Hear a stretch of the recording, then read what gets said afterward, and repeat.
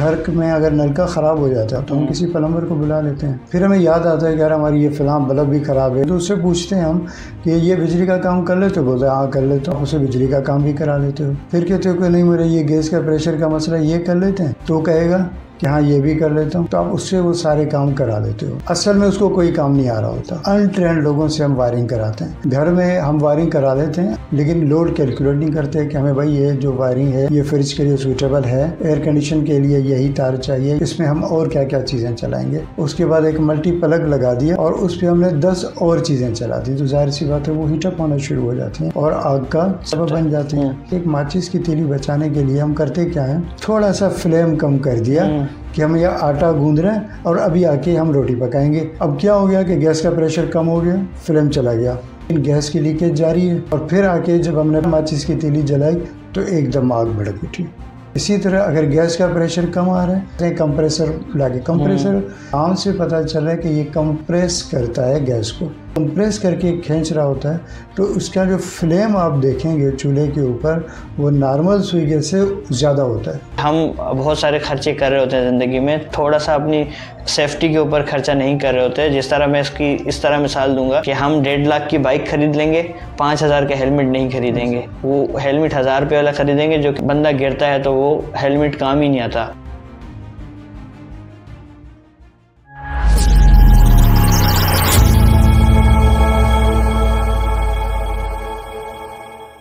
अस्सलाम वालेकुम।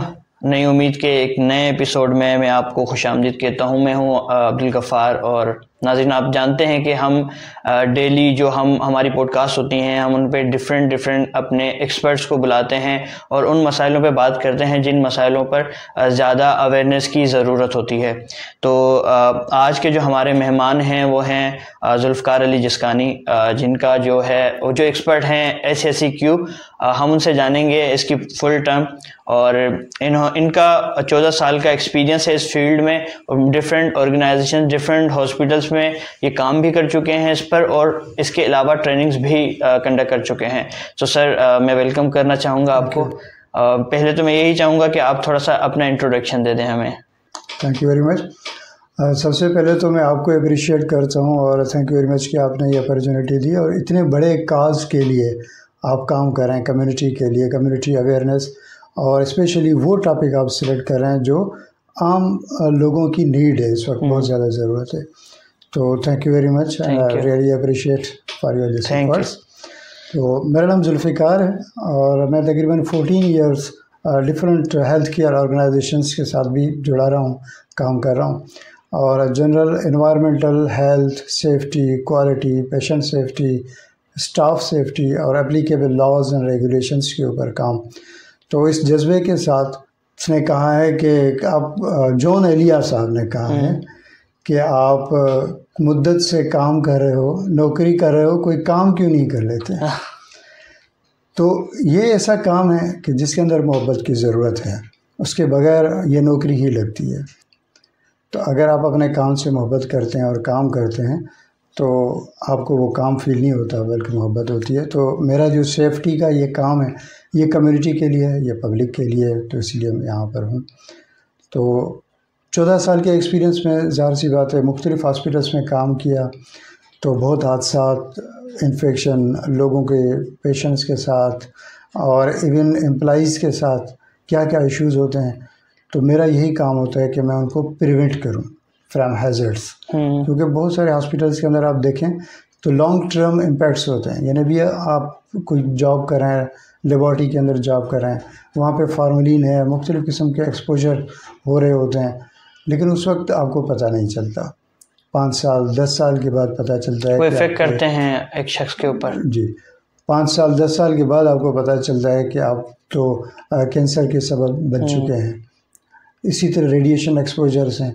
यानी हेल्थ केयर में, हॉस्पिटल में जब आप काम करते हैं ना, तो मुख्तलिफ़ हैज़र्ड्स होते हैं। कुछ होते हैं एक्यूट, कुछ क्रोनिक। यानी एक तो वो हैं जो आपको कोई चीज़ लगी, आपको फ़ौरन पता चल गया, आपने ट्रीटमेंट करा दी, लेकिन कुछ चीज़ें ऐसी होती हैं जिनका आपको फ़ौरन इम्पैक्ट नहीं आता, तो पता नहीं चलता। तो ये मेरा यही काम है कि मैं हर तरह से लोगों को सेव करूं और प्रिवेंट करूं, उनके रास्ते के पत्थर हटा दूं, ताकि जितना हो सके हम उनकी सेफ्टी के लिए, ये वो चीज़ें हैं जिनका हमें खुद नहीं पता होता है कि हमने कितने लोगों को प्रिवेंट किया है हैज़र्ड से, हमें खुद नहीं पता होता।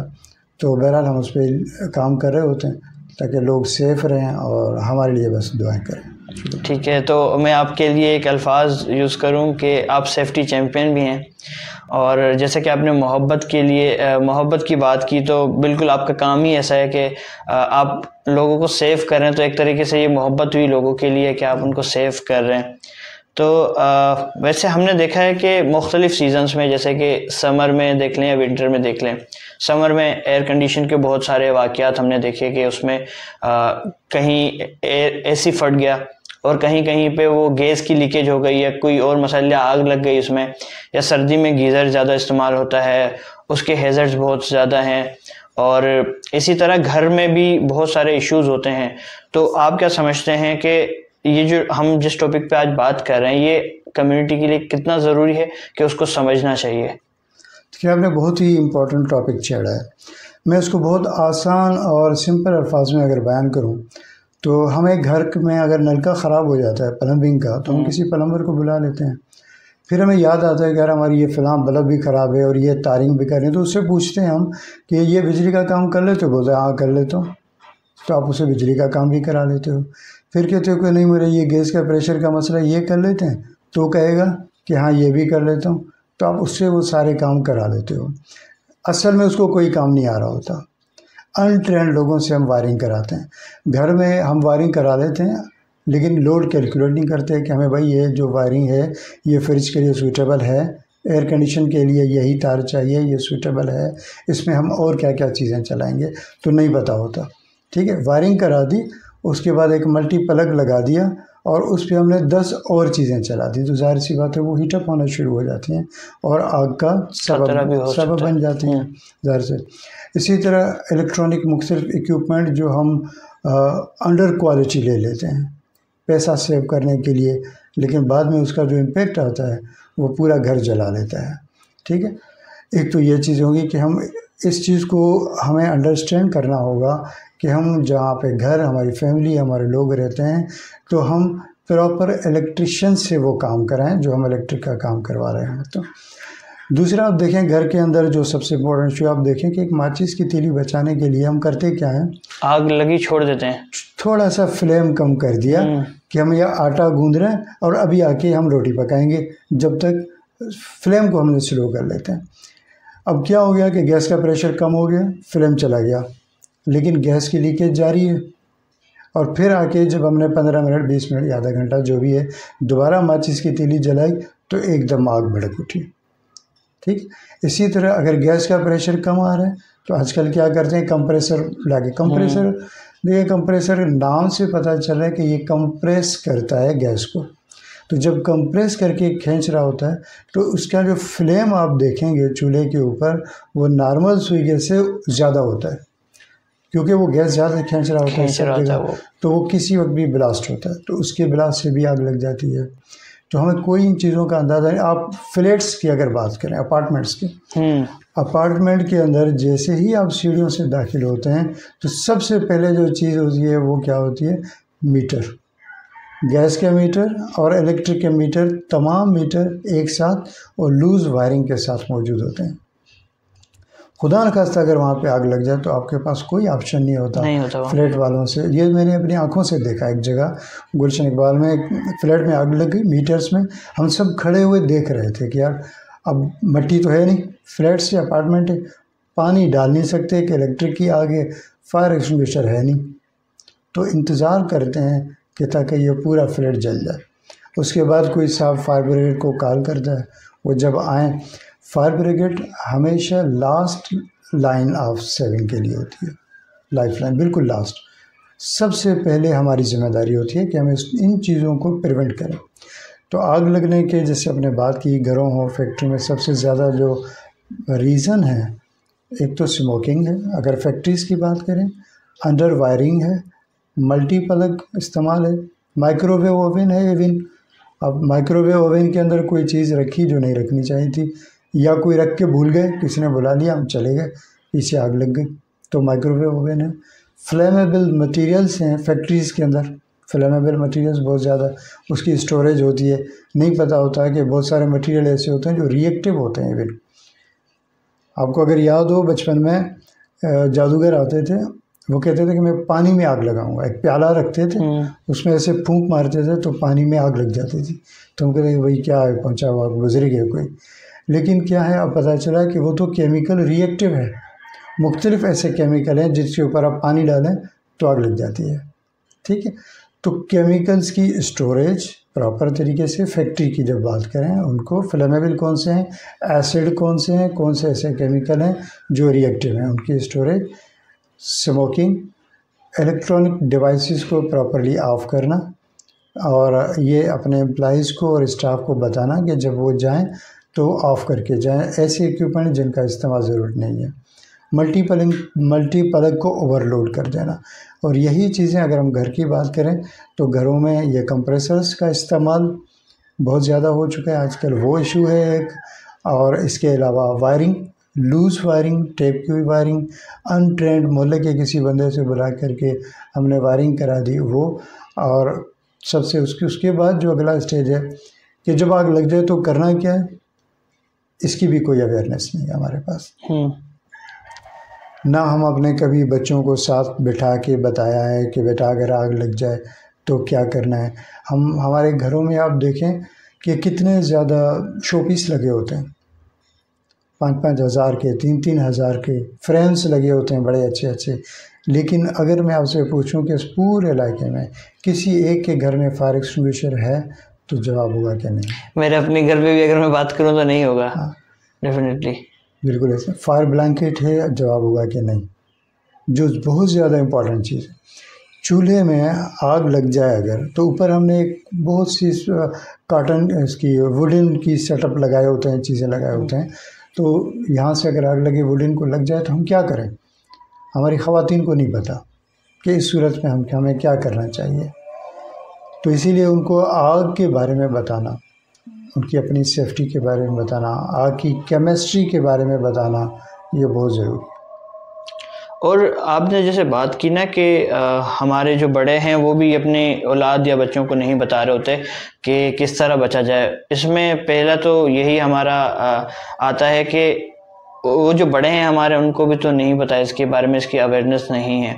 और दूसरी जो आपने बात की कि हम बहुत सारे खर्चे कर रहे होते हैं ज़िंदगी में, थोड़ा सा अपनी सेफ्टी के ऊपर खर्चा नहीं कर रहे होते। जिस तरह मैं इसकी इस तरह मिसाल दूंगा कि हम 1.5 लाख की बाइक खरीद लेंगे, 5,000 का हेलमेट नहीं खरीदेंगे। वो हेलमेट 1,000 रुपये वाला खरीदेंगे जो कि वो कचरा होता है बिल्कुल। बंदा गिरता है तो वो हेलमेट काम ही नहीं आता जिस काम के लिए वो बना है। तो अपने जैसे इसको दोनों को लिंक किया, फैक्ट्री को भी, एक घरेलू जो आग लगती है या किस तरह की हेजर्ड्स हैं उसको भी आपने बताया। तो मैंने अक्सर देखा है कि काफ़ी कंपनीज़ में अभी इस पे काम हो रहा है और वो अपने एम्प्लॉयज़ को भी इस चीज़ की ट्रेनिंग भी दे रहे हैं। और वहाँ पे मुख्तलिफ वो लगी होती है आग के इस आग इलेक्ट्रिक आग पे कौन सी आपने यूज़ करनी है और पानी केमिकल की आग पे कौन सी इस्तेमाल करनी है, उसके बारे में थोड़ा सा आप बता दें। जी जी। अच्छा, जैसे आपने कहा कि आजकल फैक्ट्रीज़ में जो एवाक्यूशंस ड्रिल हो रही होती हैं और थोड़ी सी ट्रेनिंग्स वगैरह की हो जाए, तो हमारे पास building control BCP, building control of Pakistan law है 2016। उसमें ये रिक्वायरमेंट्स हैं कि आपने ये सारी चीज़ें करनी हैं for the sake of compliance. ज़्यादा से ज़्यादा हम ये कर लेते हैं कि साल में एक दफ़ा ड्रिल करा ली, लोगों को बता दें। उसमें भी अगर आप इन रियल सिचुएशन देखें तो मैनेजमेंट पार्टिसिपेट ही नहीं करती। सिर्फ वर्कर्स को कहा जाता है कि ये करें और इसके डॉक्यूमेंट बना दें ताकि अगर कोई बॉडी आए देखने के लिए तो हम उनको दिखा सकें। तो जब आपका इंटेंट ही सेफ्टी नहीं है तो इस ड्रिल का भी मैं कहता हूँ कोई फ़ायदा नहीं, क्योंकि हॉस्पिटल हो, हेल्थ हो, फैक्ट्री हो, शुड नॉट बर्न। उसके लिए करना ये कि सबसे पहले तो आप प्रिवेंशन के ऊपर जाएं। पैसिव फायर, आग नहीं लगनी चाहिए, तो आग ना लगे वो कंट्रोल्स आप लगा दें। ठीक है, उसमें यह है कि फायर रेटेड मटेरियल का इस्तेमाल होता है। उसके लिए कि अगर आग लग जाए तो फ़ौरन पता चल जाए, उसके लिए स्मोक डिटेक्टर का इस्तेमाल होता है।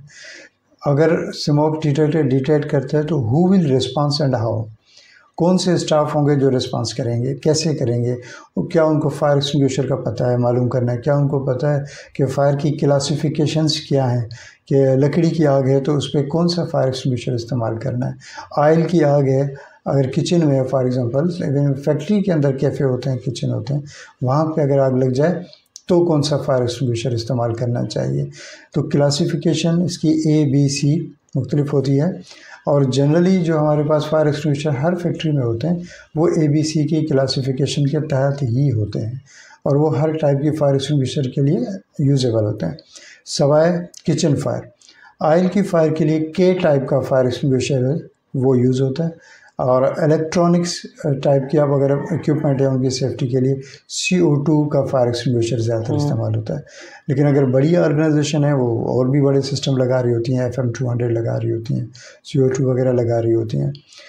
तो असल बात है कि हमारे जो फैक्ट्री के स्टाफ हैं उनको ये ट्रेनिंग दी हो कि हाउ टू प्रिवेंट फायर, और लग जाए तो हाउ टू रेस्पॉन्ड, एवैक्यूएट करना है तो कहाँ जाना है, और कौन पर्सन होगा कि हेड काउंट करेगा। सही।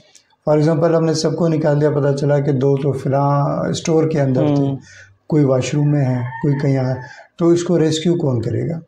तो उसके लिए हर शिफ्ट में फायर कोऑर्डिनेटर से फायर मार्शल या फायर कोऑर्डिनेटर या फायर ऑफिसर होना होता है और होना चाहिए, ताकि वो कोऑर्डिनेट करेगा इन तमाम चीज़ों को, कि लोगों को एवैक्यूएट करे और वहाँ पर तक पहुँचाए, और एप्रोप्रिएट सूटेबल फायर एक्सटिंग्विशर इस्तेमाल करे ताकि आग को बुझाया जा सके। तो हम जो ट्रेनिंग करवाते हैं फैक्ट्रीज़ के अंदर उनको ये बताते हैं कि देखें, सबसे पहले तो आप असेस करें लेवल ऑफ द फायर। अगर फायर इस्तेमाल है और आप खुद ट्रेंड हैं, आपकी सेफ्टी पहले है, आपको फायर एक्सटिंग्विशर यूज़ करना आता है, तो आप फायर एक्सटिंग्विशर इस्तेमाल करें, अदरवाइज़ एवैक्यूएट करें। फाइनेंस से ज़्यादा इंसान की ज़िंदगी बहुत ज़्यादा कीमती है, तो आप एवैक्यूएट कर लें। लेकिन इसके लिए ज़रूरी है कि आपका इंटेंट सही होना चाहिए, और हर तमाम शिफ्ट में ये ड्रिल्स हों। जनरली आप देखेंगे कि कंप्लायंस की मैंने आपसे जैसे कहा, उसके लिए सिर्फ मॉर्निंग पेपर वर्क के लिए सिर्फ वो कर देते हैं, मॉर्निंग शिफ्ट में पेपर वर्क के लिए एग्जैक्टली वो सेशन करवा लेते हैं, लेकिन इवनिंग और नाइट का माहौल बिल्कुल अलग होता है। वहाँ के स्टाफ को बिल्कुल नहीं पता होता कि क्या करना है, ना हो वो प्रिवेंट कर देते हैं। तो तमाम स्टाफ को ऑन बोर्ड लेकर उन सब की trainings to prevent fire, how to respond, आग लग जाए तो कैसे पता चले, और हमें कहाँ जाके असेंबल होना है, और ड्यूटीज़ डिफाइन होनी चाहिए कि किसने क्या करना है। समटाइम आप देखेंगे कि अगर आग लग जाती है तो ज़्यादातर स्टाफ फ़ोटो बनाने में लग जाएंगे, वीडियो बनाने में लग जाते हैं, कोई लाइव आ रहा होता है, कोई क्या आ रहा होता है, लेकिन रेस्पॉन्स नहीं कर रहे होते, सेफ्टी की तरफ नहीं जा रहे होते। तो ये जो एटीट्यूड है, ये जो कल्चर है, इसको चेंज करने की ज़रूरत है, इस पर मेहनत करने की ज़रूरत है, इसके ऊपर ट्रेनिंग करने की ज़रूरत है कि आप फ़ोटो बाद में बनाइएगा, पहले इंसानी जान को सेव कर लें। बिल्कुल, आपने ठीक बात की कि आप देखें, अगर एक शख्स का रोल है कि वो एक वर्क कर रहा है, उसको आपने एक ड्यूटी असाइन की हुई है, और उसके साथ उसको अगर नॉलेज है, आप ट्रेनिंग दे रहे हैं, तो उसको आप एक फायर कोऑर्डिनेटर बना सकते हैं, जो कि वो उसके साथ अगर, क्योंकि फायर तो रोज़ तो नहीं लगनी ना, कभी कभी ये खुदा न खासा लग जाती है, तो उस वक्त वो कम से कम रिस्पॉन्स कर सकते हैं। और दूसरी चीज़ ये है कि मैं आपको एक रियल लाइफ का वाक़या बताऊंगा कि हमारे इलाके में एक वाक़या हुआ था कि वो एक घर में आग लगी, और अब उनका ना एग्जिस्ट जो पॉइंट था एक ही था, और वहाँ पे आग लग गई तो वो बाहर भी नहीं निकल सकते। तो इस वजह से अब उनका हस्बैंड, वो वाइफ अकेली थी और बच्चों के साथ थी, रात सो रहे थे आई थिंक, अचानक आग लगी तो वो उठे, उन्होंने देखा तो उनके पास एग्जिस्ट पॉइंट भी नहीं था। फिर उन्होंने क्या किया, वो अपनी जिनकी विंडो थी वो तोड़ना शुरू की ताकि वहां से इनको बाहर निकाला जा सके, और इलाके ने पूरा रिस्पॉन्ड किया। अब आपकी बात यहाँ आएगी कि अब हमें नहीं पता ना कि हम अब इलेक्ट्रिक से आग लगी है, लकड़ी को आग लगी है, या किसी और वजह से लगी है, तो वहां लोगों ने पानी फेंकना स्टार्ट किया। तो ये अवेयरनेस एक हर फर्द के लिए मैं समझता हूँ बहुत ज़रूरी है। और एक और चीज़ आप मुझे बता दें कि जैसे कि फैक्ट्रीज में चलो हम बहुत सारी एक्टिविटीज़ कर रहे होते हैं, बहुत सारे खर्चे भी कर रहे होते हैं कि हम जो इसके इक्विपमेंट्स हैं किस तरह फायर को ख़त्म किया जा सके, उससे लड़ा जा सके। लेकिन घर में तो इतने महंगे इक्विपमेंट कोई नहीं अफोर्ड भी कर सकता, नहीं लगा सकता, तो इजीएस्ट वे क्या है कि एक घर में सेफ्टी की बुनियाद रखी जाए? फायर एक्सटिंग्विशर की कीमत 3 से 4 हज़ार है, इससे ज़्यादा नहीं। एक फायर एक्सटिंग्विशर एक घर के लिए काफ़ी है, क्योंकि जब आग लगती है घर के अंदर तो बहुत ही स्मॉल लेवल की, होम लेवल पे बहुत ज़्यादा, क्योंकि हैवी इक्विपमेंट नहीं होते, हैवी चीज़ें वगैरह नहीं होती, हैवी वायरिंग नहीं होती घर के अंदर ना, तो एक फायर एक्सटिंग्विशर एक घर के लिए काफ़ी है। उसके साथ एक फायर ब्लैंकेट, यानी टोटल मिला के ये 5 से 6 हज़ार 7 हज़ार से ऊपर का खर्चा बिल्कुल भी नहीं है। और वन टाइम भी हो सकता है अगर आग नहीं लगती तो? वन टाइम ही हो, वो कभी भी ना हो, हम तो कहते हैं, लेकिन ये है कि एक टाइम का ये है कि आपके पास एक फायर ब्लैंकेट और एक फायर एक्सटिंग्विशर सिर्फ घर के अंदर अगर मौजूद हो तो आपको फायर ब्रिगेड की ज़रूरत नहीं पड़ेगी। ठीक है, उसमें क्या है कि अगर किचन की फायर है, if a person catches fire blanket, आप उसको लपेट दें तो आग बुझ जाएगी। ठीक है, और अगर किचन की फायर है, आपको उसको ढाँप दें, कवर कर लें, सोर्स को बंद कर लें। आग को एग्जिस्ट करने के लिए, मौजूद रहने के लिए, ज़िंदा रहने के लिए 3 चीज़ों की ज़रूरत होती है। उन तीनों में से किसी एक को भी रिमूव कर दें तो आग बुझ जाएगी। वो 3 चीज़ें क्या हैं? एक ऑक्सीजन या एयर, दूसरा फ्यूल यानी प्रोडक्ट्स, कोई भी जलने वाली, कागज़, गत्ता, लकड़ी, तार, जो भी है, ये सारी फ्यूल हैं, और तीसरी हीट है, यानी हीट को रिमूव करना है, या ऑक्सीजन को, एयर को रिमूव करना है, या फ्यूल को रिमूव करना है। किसी भी एक चीज़ को आप हटा देंगे, आग बुझ जाएगी। ये तीनों चीज़ें जब तक एक साथ होंगी तो आग जलती रहेगी बिल्कुल। अब फ्यूल का आपको एग्जांपल दे देते हैं कि जब हम नोब बंद करते हैं गैस का तो क्या करते हैं? एक्चुअली फ्यूल को बंद कर लेते हैं तो आग बुझ जाती है चूल्हे की। इसी तरह अगर लकड़ी, गत्ते, कागज़, आप पेपर डालते जाएं, उसको फ्यूल मिलता जाएगा तो आग बढ़ती रहेगी। अगर आप बाकी प्रोडक्ट्स को हटा दें वहाँ से ताकि उसको जलने के लिए कुछ ना मिले तो बुझ जाएगी। तीसरा हीट को रिमूव करने के लिए पानी, लेकिन पानी ऑयल और इलेक्ट्रिक की आग पे नहीं डालना है, बाकी तमाम चीज़ों पे आप पानी डाल सकते हैं। तो पानी डालेंगे तो क्या होगा? हीट रिमूव होगी। तो ये अगर हम लॉस समझ लें कि ये 3 चीज़ें जब भी एक साथ होगी तो केमिकल रिएक्शन के सबब फायर एग्जिस्ट कर रही होगी, और इन तीनों चीज़ों में से कोई भी एक चीज़ रिमूव करेंगे तो आग बुझ जाएगी।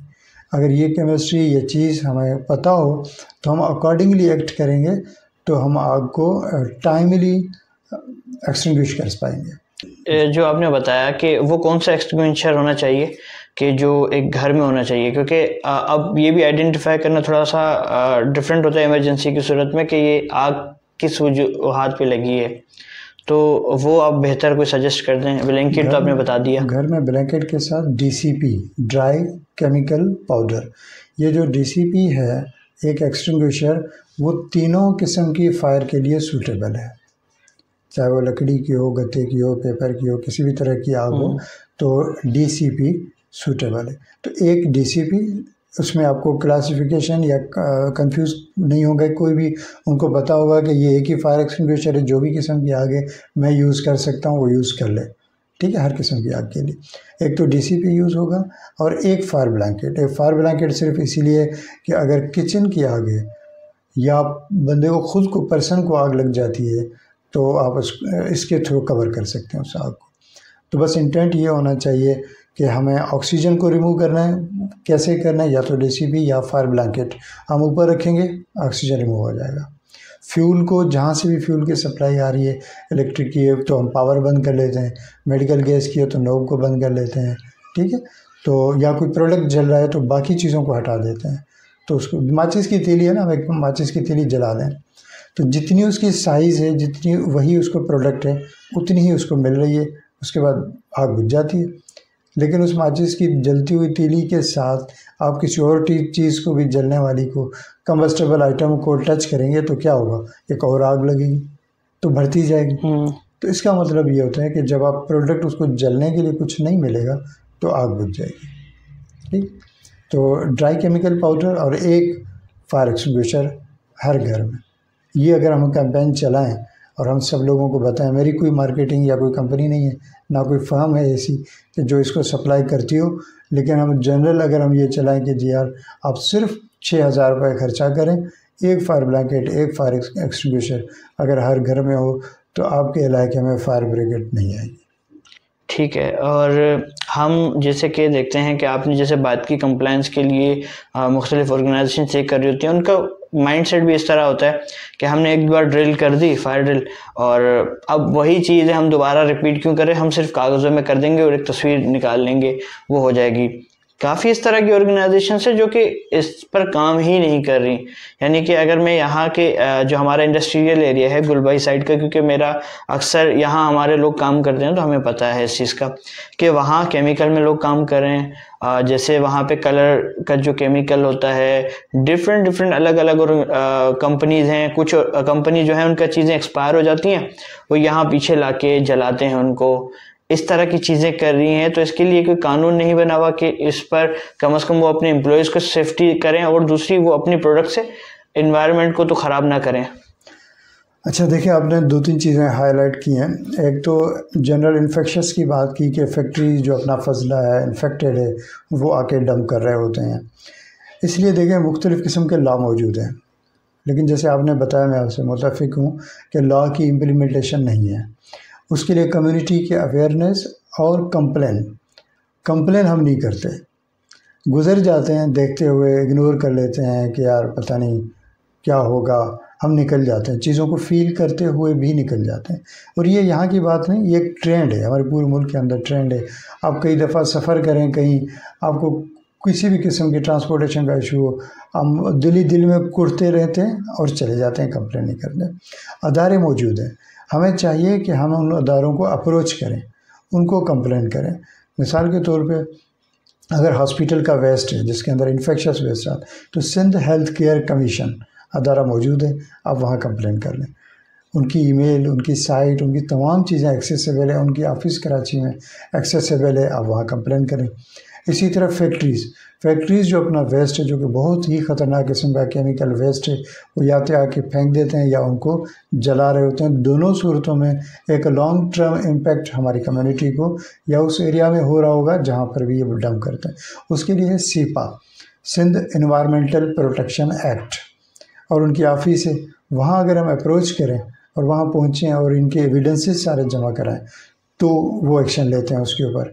इसी तरह मोहतसिब का ऑफिस है, हम वहाँ पे कर सकते हैं। लेबर डायरेक्टर लेबर साइट में मौजूद है, हम एविडेंस के साथ उनको अप्रोच कर सकते हैं। हम कंपनी से जाके मिल सकते हैं कम्युनिटी रिप्रेजेंटेटिव के तौर पे कि ये आप कर रहे हैं। तो जब तक हम ये अवेयरनेस और अपने लोगों को इसका इम्पैक्ट और साथ में ये एक्शन नहीं करेंगे, तब तक लोग इसी तरह का वेस्ट हमारे घरों के बाहर डंप करते रहेंगे। और मैं आपकी बात से बिल्कुल मुत्तफिक हूँ कि ये जो चीज़ें होती हैं ना, ये आपको उसी वक्त नहीं पता चलता, ये लॉन्ग टर्म आप जब इस उम्र पे जा पहुँचते तो ये आपको इफ़ेक्ट कर रही होती है, क्योंकि अंदर से आपको ये चीज़ें खा रही होती है, केमिकल है जो भी है। काफ़ी हादसा हमने देखे अपनी ज़िंदगी में कि लोग इस तरह की फैक्ट्रीज़ में, जैसे फ्लोर मिल्स हैं, दूसरी जहाँ पे आपकी सांस की नालियों में वो केमिकल जा रहा है या वो धुआं जा रहा है, तो वो बाद में इफ़ेक्ट कर रहा होता है। तो आपने बहुत अच्छा इसको बयान किया, जो हमारा मकसद था कि हम लोगों को अपने इस पॉडकास्ट के ज़रिए अवेयर कर सकें। तो अगर आप कोई मैसेज देना चाहें तो। देखिए, मैंने आपको स्टार्ट में बताया कि 14 साल पे तो सेफ्टी पे काम कर रहा हूँ, लेकिन लोग कहते हैं कि जी इसका क्या फ़ायदा, और अभी तक तो कुछ भी अवेयरनेस नहीं है और चीज़ें भी नहीं हैं। तो हम सब मिलके अगर ये सारे काम, सारे लोग, हर एक आदमी हर काम नहीं कर सकता ऐसे, लेकिन ज़्यादा लोग मिलके कुछ काम कर सकते हैं। बिल्कुल इसी तरह जैसे एक अगर चाइनीज़ बम्बू एक दरख्त है जिसको अगर लगाया जाता है तो 4 साल तक वो सतह ज़मीन से बाहर नहीं आता, 4 साल तक वो अंदर ही उसकी जड़ें मजबूत रही होती हैं। लेकिन जैसे ही वो 5वें साल बाहर निकलता है तो विदिन 2 मंथ 80 से 90 फुट ऊपर चला जाता है। अगर हम ये कह दें कि 4 साल में तक इसका तो अभी कुछ बाहर निकला ही नहीं है तो मैं छोड़ दूं उसको, तो वो वहीं ख़त्म हो जाएगा। तो इसलिए आपने भी ये जो बीज बोया है, तो जो कम्युनिटी अवेयरनेस के लिए आप काम कर रहे हैं, इसी तरह बाकी लोगों को इंगेज करें। इसका रिज़ल्ट हमें नहीं तो हमारी नस्लों को ज़रूर मिलेगा। इंशाल्लाह। तो मैं बाकी लोगों को भी ये दावा दूंगा कि वो आपको ज्वाइन करें और जितना पॉसिबल हो सके हम सब अपना अपना हिस्सा मिलाएंगे। तो अगर हमें जो चीज़ें मैसर नहीं हैं, अगर हम एक बुरी आब हवा के अंदर सांस ले रहे हैं और वेस्ट के अंदर बैठे हुए हैं और वो सारी चीज़ें हम अगर भुगत रहे हैं, तो कम से कम हम अपनी आने वाली नस्लों को बचा सकें। तो उसके लिए हम आपके साथ होंगे इंशाल्लाह ताला। बहुत बहुत शुक्रिया। आपने अपना हमें कीमती वक्त दिया और आपने अपनी जो आपकी एक्सपर्टीज़ हैं उसके हवाले से हमें अवेयर किया, हमें बताया। मुख्तलिफ़ चीज़ें थीं जो कि शायद मुझे भी नहीं पता थी, वो आज आपसे बात करके मुझे भी पता चली। उम्मीद करता हूँ कि जो हमारा मकसद है वो हम जो लोग हैं देखने वाले उन तक पहुँचाने में हम कामयाब हुए हैं काफ़ी हद तक। तो आज के इस पॉडकास्ट से मैं इजाज़त चाहूँगा। इंशाल्लाह हमारी जल्द मुलाकात होगी। अल्लाह हाफ़िज़।